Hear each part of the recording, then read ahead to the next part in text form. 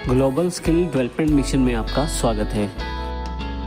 यदि आप अपने ऑफिस में काम करते हैं या अपने घर पे काम करते हैं तो कई बार ऐसी स्थिति आ सकती है कि आपको कुछ डेटा दूसरे कंप्यूटर से लेना है, लेकिन वो कंप्यूटर आपके नेटवर्क में तो अटैच है लेकिन थोड़ी सी दूर पड़ा है आपसे।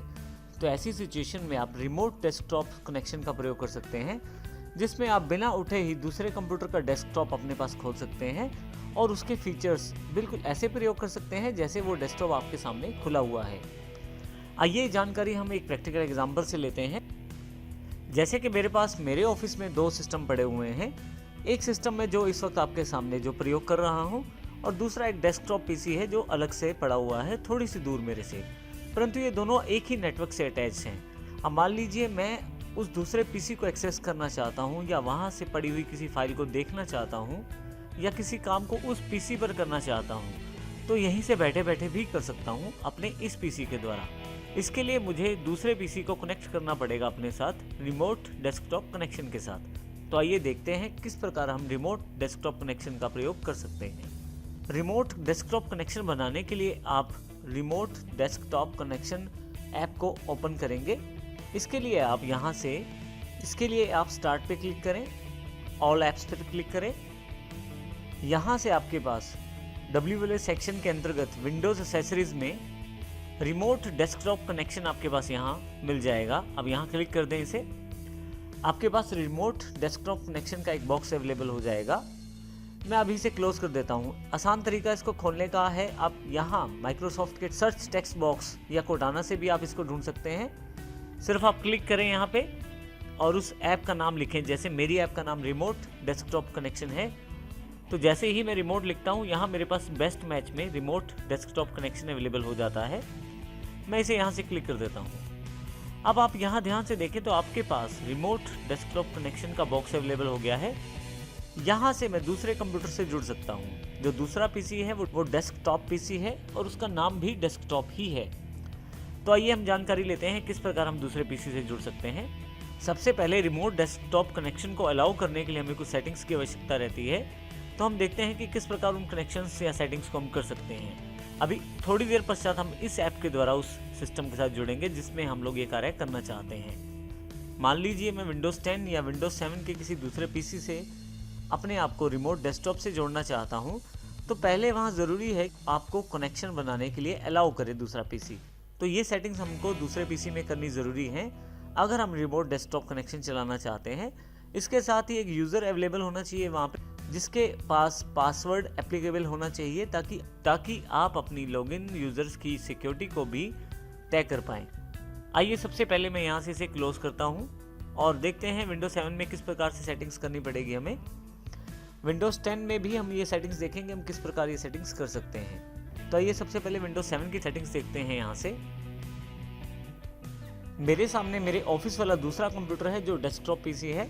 इस पीसी को मैं अपने दूसरे पीसी से कंट्रोल करना चाहता हूं और प्रयोग करना चाहता हूं। तो सबसे पहले मुझे इसमें सेटिंग्स करनी पड़ेंगी। इस पीसी में मेरे पास विंडोज 7 का ऑपरेटिंग सिस्टम इंस्टॉल्ड है।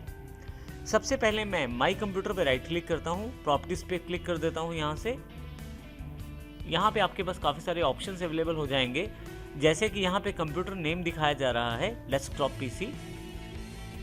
यहाँ मेरे पास लेफ्ट हैंड साइड पे यदि आप देखें तो रिमोट सेटिंग्स का एक ऑप्शन है, मैं इसे क्लिक करूंगा। रिमोट सेटिंग्स में मुझे रिमोट वाली टैब को क्लिक करना है और allow remote assistant connection to this computer पे क्लिक करना है। साथ ही नीचे मुझे रिमोट डेस्कटॉप के बीच वाले option allow connections from computers running any version of remote desktop option को सिलेक्ट करना है। और यदि आप सिक्योरिटी लेवल ज़्यादा चाहते हैं तो नीचे वाला ऑप्शन भी चुन सकते हैं, जिसमें नेटवर्क लेवल ऑथेंटिकेशन भी शामिल रहती है। इसके अलावा यदि आप चाहते हैं कि रिमोट डेस्कटॉप कनेक्शन ना बने तो उसमें don't allow connection to this computer कर सकते हैं, परंतु क्योंकि इस कंप्यूटर को मैं दूसरे पीसी से प्रयोग करना चाहता हूं तो अलाउ करके मैं ओके कर देता हूं यहाँ से, और यहाँ से इसे क्लोज कर देता हूँ। मेरे पास पहले से एक यूज़र है यहाँ पे डेस्कटॉप के नाम से ही। मेरे पास यहाँ पे ऑलरेडी एक यूज़र है जो पासवर्ड प्रोटेक्टेड है। स्टार्ट में जाएं, control panels, user account and family safety में जाके देखें यूज़र अकाउंट्स पे। यहाँ पे मेरे पास डेस्कटॉप के नाम से एक यूज़र भी अवेलेबल है जो एडमिनिस्ट्रेटर है। यहाँ ध्यान रखिएगा डेस्कटॉप पीसी ये तो मेरे कंप्यूटर का नाम है और डेस्कटॉप उस यूज़र का नाम है जो इसको प्रयोग कर रहा है, और ये पासवर्ड प्रोटेक्टेड भी है। मैं यहाँ से इसे क्लोज कर देता हूँ। अब फाइनली अपने दूसरे कंप्यूटर से जाके इस कंप्यूटर से कनेक्ट करने की कोशिश करता हूँ मैं। अब मैं यहाँ अपने मेन कंप्यूटर से उस रिमोट डेस्कटॉप पीसी को यूज़ करना चाहता हूँ, तो इसके लिए मुझे रिमोट डेस्कटॉप ऐप को प्रयोग करना है। जैसा कि हमने सीखा कि पहले रिमोट डेस्कटॉप ऐप को आप किस तरह से ओपन कर सकते हैं। आप दो तरीकों में से स्टार्ट से भी या ask me everything text box से भी उसको ओपन कर सकते हैं। यहाँ पे मैं यहाँ पे फिर से लिख देता हूँ रिमोट डेस्कटॉप कनेक्शन। आप देखेंगे कि बेस्ट मैच में रिमोट डेस्कटॉप कनेक्शन अवेलेबल हो गया है। क्लिक करके मैं ओपन कर लेता हूँ। देखिए यहाँ पे आपके पास कुछ सेटिंग्स आपको करनी पड़ेंगी। उन सेटिंग्स के आधार पे ही आपका जो दूसरा कंप्यूटर है इस कंप्यूटर से जुड़ पाएगा और आप उसको प्रयोग कर पाएंगे। सबसे पहले कंप्यूटर का नाम आपको देना पड़ेगा। मेरे उस कंप्यूटर का नाम डेस्कटॉप पीसी है, जो कि मैंने आपको माई कंप्यूटर की सेटिंग्स में दिखाया है, और दूसरा जो नाम है वो यूज़र का यहाँ पे है डेस्कटॉप। इन सेटिंग्स को आप एडिट भी कर सकते हैं। उसके लिए शो ऑप्शंस पे क्लिक करें। आप देखेंगे कि आपके पास ये बॉक्स एक्सपेंड हो गया है और इसमें कुछ एक ऑप्शंस और अवेलेबल हो गए हैं। जैसे कंप्यूटर का नाम मैंने पहले बताया डेस्कटॉप पीसी है, यूज़र का नाम डेस्कटॉप है। ये दोनों मुझे देने ज़रूरी हैं क्योंकि मेरे उस कंप्यूटर पे केवल एक ही यूज़र है। परंतु यदि किसी और यूज़र के रूप में मैं दूसरे कंप्यूटर में लॉगिन करना चाहता हूं तो मुझे यहां से एडिट पे क्लिक करना पड़ेगा। मैंने यहां पहले ही डेस्कटॉप को सिलेक्ट कर लिया है और यहां पे मैं उस पासवर्ड को फिल कर दूंगा जो मेरे उस कंप्यूटर पे लॉगिन करने के लिए चाहिए। जो भी पासवर्ड है मैं यहाँ फिल कर देता हूँ और इसे ओके कर देता हूँ। इसके पश्चात बस मुझे कनेक्ट पे क्लिक करना है। मेरे पास एक वार्निंग मैसेज आ जाएगा जो ये जानकारी दे रहा है कि मेरा जो रिमोट कंप्यूटर है वेरीफाइड नहीं है। कोई बात नहीं, लेकिन ये कनेक्शन मेरा बनाएगा और उसको मैं प्रयोग भी कर सकता हूँ। ये केवल एक वार्निंग मैसेज है, तो यहाँ से मैं इसे यस कर देता हूँ।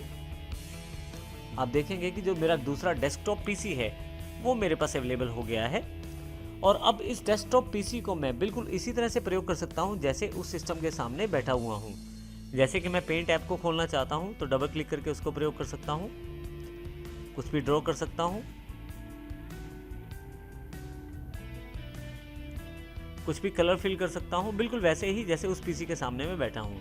और यदि मुझे फाइल नहीं चाहिए तो क्लोज करके मैं डोंट सेव भी कर सकता हूँ। इसके अतिरिक्त भी काफ़ी सारे कार्य मैं यहाँ से कर सकता हूँ। जैसे मैं माई कंप्यूटर पर जाकर किसी भी ड्राइव को एक्सेस कर सकता हूँ और इसी तरह से किसी भी लोकेशन पर मैं जा सकता हूँ। हालांकि आपके पास कुछ लिमिटेशंस रहती हैं रिमोट डेस्कटॉप में, जैसे कि आपके पास डीवीडी राइट करनी हो तो आपको अलग से परमिशंस की रिक्वायरमेंट रहती है, या कुछ ऐसी सेटिंग्स जो बाकी यूज़र अकाउंट्स को अफेक्ट कर सकती हैं उनकी भी रिस्ट्रिक्शन आपके पास यहाँ पे रहती हैं। परंतु मुख्य तौर पे आप सभी तरह का कार्य इस यूज़र अकाउंट से कर सकते हैं। आप यदि माउस को ऊपर लेके जाएं तो आप देखेंगे एक छोटी सी बार यहाँ अवेलेबल हो गई है जो आपको ये जानकारी देती है कि आप किसी दूसरे सिस्टम में लॉगिन हैं।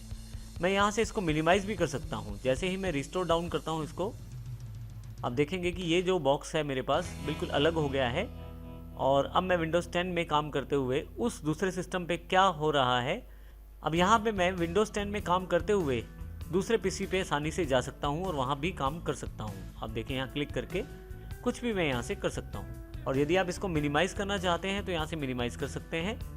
ये छोटा सा रिमोट डेस्कटॉप का जो आइकॉन है वो नीचे आ गया है, जो आपको जानकारी देता है कि आप अभी दूसरे कंप्यूटर में रिमोटली कनेक्टेड हैं। दोबारा क्लिक करके इसको मैं ओपन कर लेता हूँ।